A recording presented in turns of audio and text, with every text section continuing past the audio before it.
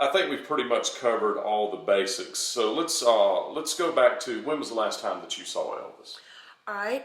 In the 70s, I was married to heavyweight boxer Jerry Quarry. He fought Muhammad Ali, Joe Frazier, and all of that. He was known as the Great White Hope. And at that time, I was doing a television show in California, and it was called The Charlie and Johnny Gilbert Show. And Jerry saw me on TV and wanted to meet me, and I said, oh no, he's a married man, I'm not going to date him. And so my friend said, no, he's single, he's getting divorced. So we started going out, and we ended up getting married. Well, Jerry loved Elvis too. I mean, I don't think there's a soul in this world that doesn't love Elvis. I've never met anybody. And I've traveled the world, and everybody, Elvis, you knew Elvis, oh my God. So Jerry loved Elvis, and of course, I think Elvis loved boxing too. Everybody knows that. So Jerry and I got married right before a fight in Las Vegas. And we went after to see Elvis in concert. And it was kind of a funny incident because Jerry's mom was with us, and she loved Elvis. And she asked Red West backstage if she could have a scarf for Elvis to sign.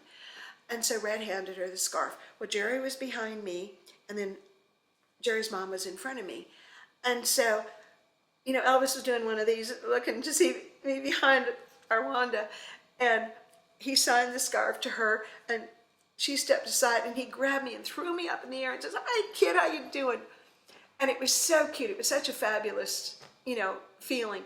And he looked at Jerry. Now, here's Jerry, a heavyweight boxer that just kicked somebody's butt in the ring. And he looks at Jerry and says, "Listen, you better treat this girl good. She's a good girl. I know her. And if you don't," he said, "I'm going to kick your butt." And so Jerry's like, "Oh, yes, sir, yes, sir." So we walk out of the dressing room, okay? And Arwanda's just excited as can be. She's met Elvis Presley. All of a sudden, I get this scarf in my face throwing, and I'm like, "What the heck is wrong with you?" She said, "Look at this. He signed it to you." So I have the scarf to Charlie and love Elvis. Oh, Lord. So that's a cute story. I thought you'd enjoy. That's funny. But the last time, to answer your question, that I did get to see him, I would always go backstage after a concert in the summer or at the Christmas concerts. And the last year I did get to see Elvis. He played Vegas. And I remember just sitting there crying. I was so upset when he sang the song My Way. And I just had this really sad feeling. And I looked at Jerry and I said, "I just feel like it's going to be the last time we see him." And Jerry said, "Stop saying that. Don't you say that." And I said, "I know, but," I said, I don't know where it's coming from." And then August 16th, he passed away. And I really feel like I lost a friend. The world lost the best entertainer we've ever had. We will never, ever have another Elvis Presley, in my estimation. That's a fact. Yeah, he's amazing.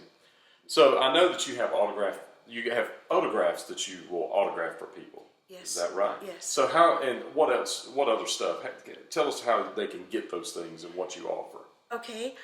This is the first time that John Daly's asked me to come to this Elvis 85th birthday celebration. I am coming back in August.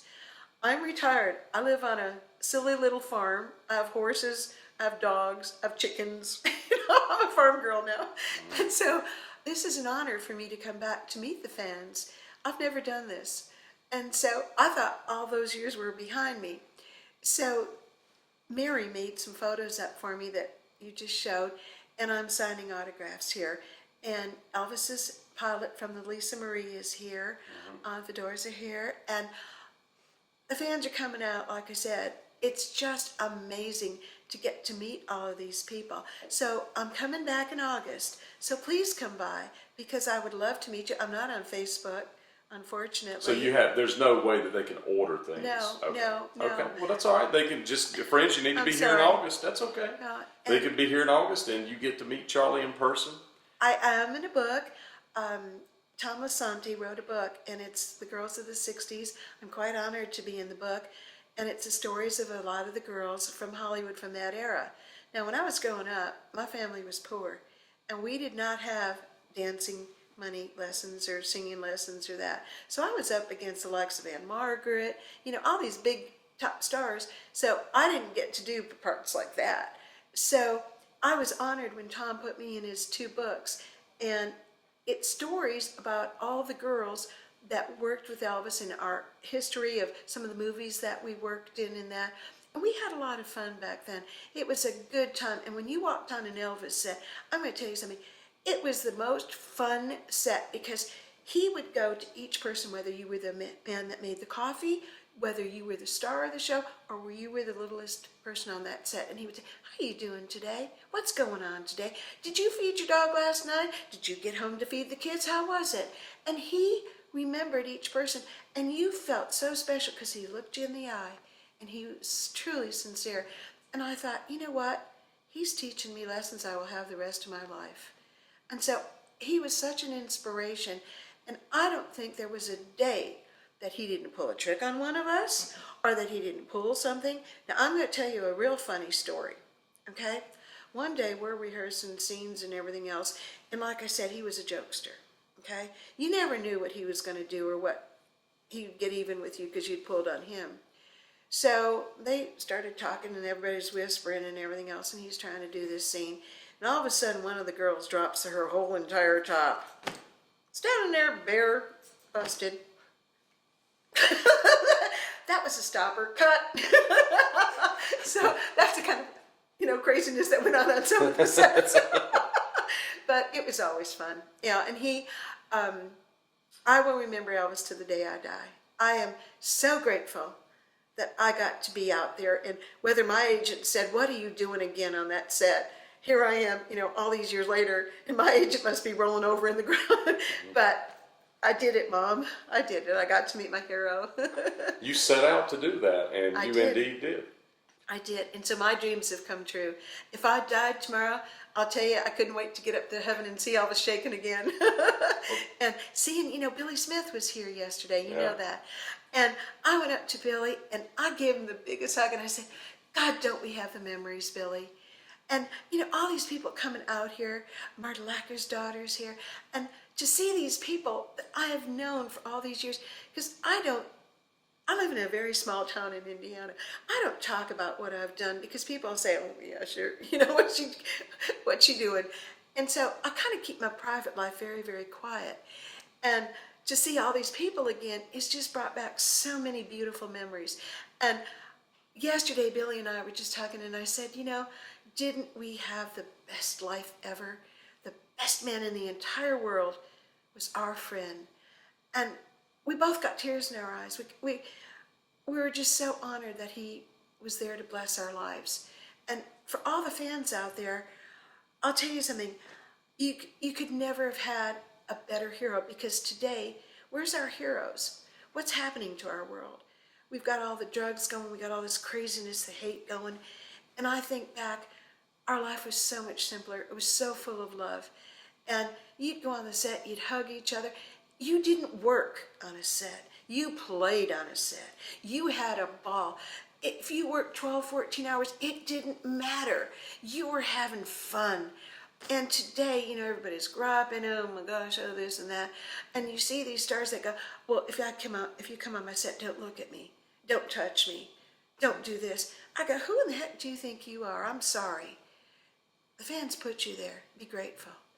And Elvis never did that. He would talk to anybody and everybody, and for that I admire that man, and I'll never forget him. He was totally an inspiration in my life.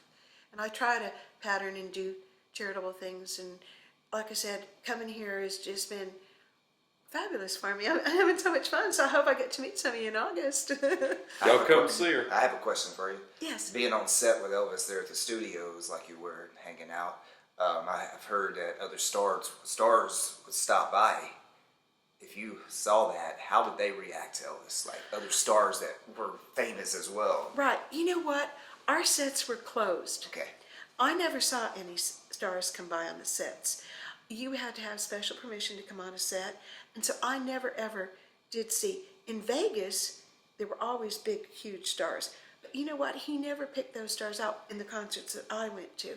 He didn't introduce those people. He'd go over to the little guy in the front row seat who'd just come in from Nebraska or from the UK and say, oh, hi, happy anniversary or something like that. He would kiss those people. And what was comical, okay, was that those people, okay, were the ones that loved him. And then afterwards, they would go back stage to talk to Elvis. But on the sets, I never did see anybody come on the set. Can I share one more story? Certainly, Okay. absolutely. I had a dear friend in the 50s. Like I said, I loved Elvis my whole life. So back in the 50s, my dad sent my aunt and uncle and my cousin and I out to California and gave them $200 to take me for 2 weeks. Well, we got to Las Vegas, and in the 50s, it was nothing. It was a desert town. Well, I met this girl, and her and I met in the pool, and we just started talking while the parents went to gamble in some casino somewhere. Well, we both loved Elvis, okay? All these years later, we're still loving Elvis, okay? Throughout our entire period of our life, we've kept in touch. Well, once I got to Hollywood, she decided she wanted to come to see an Elvis concert. So I said, okay, I'll take you. So we get to Vegas. We get to the concert, and in those days, I hate to say this, but it's true, to get a really front row seat in that, you had to tip the guy who was seating you. So I handed the guy $100. I said, I want as close to the front as we can get, you know. There went 3 weeks of work, you know. So guy sits us about 6 or 8 seats back from the front of the stage, center stage. So there was this lady that was sitting in front of my friend and I. And so when Elvis would come by, he'd always cross back and forth across the stage to see everybody and kiss everybody and hand out scarves. And so this other strange lady, she keeps running up there every time to get a scarf and get a kiss. So my friend Ray wants to go up, but she won't let her get up there, okay? So I said, I said, excuse me, you got a scarf, you got a kiss. Would you let my friend go and let her get a scarf? Someone looks at me like, who in the heck are you? So I said, well, you know, come on, we gotta share Elvis. Well, this lady would not let my friend go by. So I started to push the lady out of the way when Elvis starts coming. So this lady kicks me. And I thought, well, you old turkey. I kicked her back.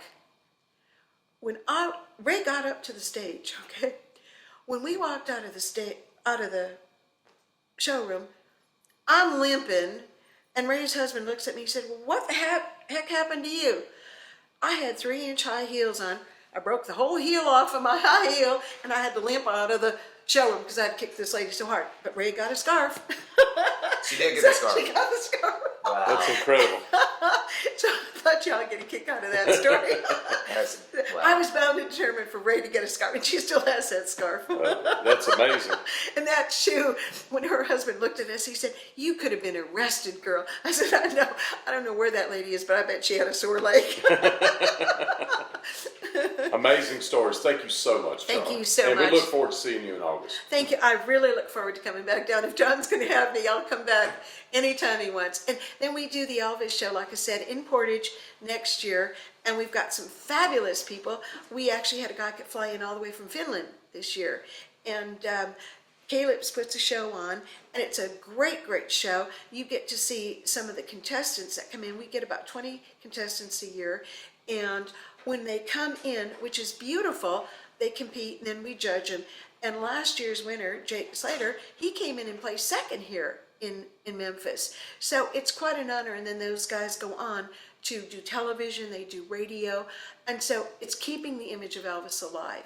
And it's such an honor to be able to see these guys come from small beginnings to rise above. And they are so talented. So if anybody gets a chance to go to a local contest in your country or wherever, go, because it's really, really fantastic. They've done the ultimate Elvis shows in Vegas. They've done them in Branson, Missouri. And those are some of our local winners. And so when you see some of these guys, cheer them on, because even little kids are coming and singing. So we're keeping that memory of Elvis alive. We're not going to let that fade, let me tell you. Your grandkids and grandkids are going to be remembering Elvis if we've got anything to say and do. That's exactly I right. have one more. This Yes. would be a good one to end it on. Because everyone has that, what they were doing when they learned that Elvis had passed away. Mm-hmm. So what were you doing on August the 16th, Oh, 1977? Okay, I wish I could say it was more glamorous. I was cleaning house. I was living in Orange County, California, and I was married to Jerry Quarry at the time, and we had our house up for sale, and I was cleaning house, and all of a sudden my phone started ringing, and Jerry was up in training camp up in the mountains, and my doorbell's ringing, and I'm like, what's going on? What's going on? And some lady's at the door saying, well, we want to see your house right now because we're going to buy our house. I said, okay. And I'm answering the phone, and Charlie, did you hear about Elvis? I said, what are you talking? No, I said, no, that's not true. It can't be true. It just can't be true. Because especially after seeing him that December and having that intuition. And so as more phone calls were coming in, I was getting phone calls from everywhere. I just broke out crying and crashed to my knees. I just sobbed and sobbed and sobbed. I could not believe that we had lost him. And we tried to get out, but we couldn't even get out. Every airline was packed. So after that, a couple months later, we were in Las Vegas, and I ran into Joe Esposito at the airport. And I just ran into Joe's arms and was hugging him. And I said, Joe, please tell me it's not true. Please tell me, he faked his death. I'm not going to tell anybody. And he says, I know, Charlie, you're part of the family. He said, no, I wish I could. He said, he's gone. And we just stood there, and the tears were rolling down our face. And I'll never forget that moment, because I still had hope that maybe he was still alive. Maybe the stories were true, because everybody saw Elvis in Michigan and, Canada and all these places. But when Joe told me, I knew it was true. And it just killed me again. And so to me, Elvis has never died. He will never die. He will be in our hearts forever. When I get up to heaven, I'm going to go up to him and say, do you remember when you put me on that poster between your legs? I haven't forgotten that yet. When you threw that water on me, you remember that one too? So I got some bones to pick with him yet. But I know he was such a good man that none of us are going to forget him. So I'm very, very blessed to have known him and called him a friend. And I remember standing in front of Graceland after all my years of loving Elvis and seeing my picture standing there at Graceland on those posters. I broke down crying. Here was a kid from Indiana who had no college education, who had nothing going for her except she loved Elvis. And here I was at Graceland. So I'm choking up now. Can't help it. I'm sorry. That's perfect. Awesome. Thank you so much. Thank you so much, Appreciate Billy. you. I really appreciate We'll see you this. in August. God bless you. Yes, ma'am. God Thank bless you. Yes, ma'am. Thank you.